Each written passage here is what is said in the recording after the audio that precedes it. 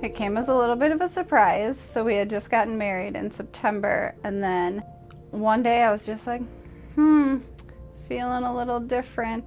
So I took a test, and sure enough, found out I was pregnant.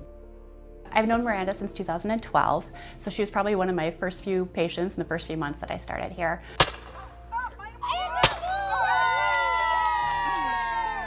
Usually most of the women, when they find out they're pregnant, will come in to me because they're super excited because I've known them for a while and they want to let me know that they're pregnant.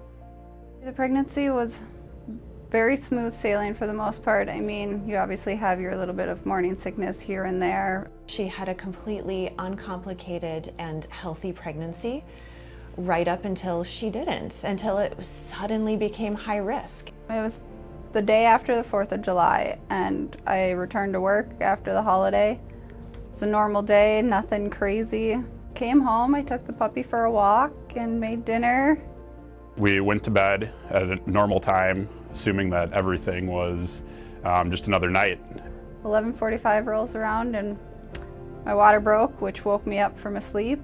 We called the nurse line. They instructed us to come in. They brought me right into the triage room and hooked me up to the machine to hear the baby's heartbeat and to see my contractions. The lady's like, "Oh wow, they're really, really strong," and I'm like, "Yep,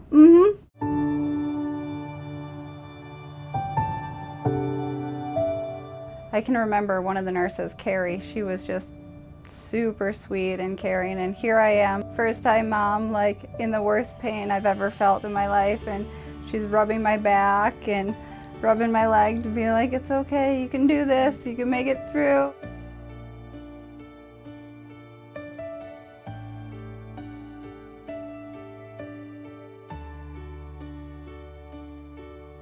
It was the middle of the night. I live really close. I live less than 5 minutes from the hospital.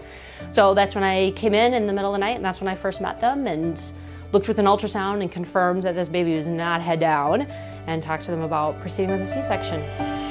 I got moved into the operating room, and Michael was right there beside me the whole time. They kind of walked me right through it.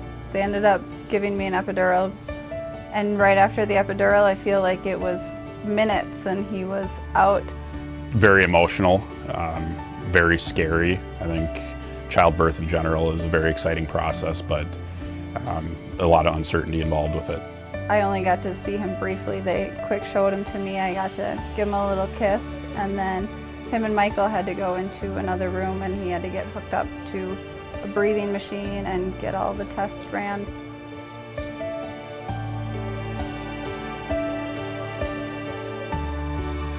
I think caring for NICU babies is a little bit different because you're really caring for that whole family too.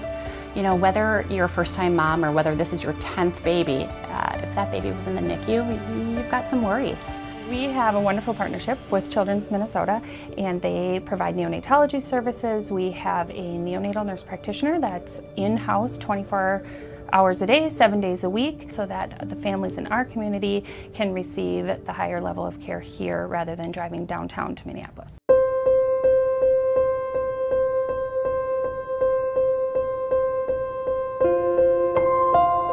Can you say thank you to your amazing care team? Words cannot express the gratitude that I feel and my family and husband, and I'm sure Miles will eventually feel.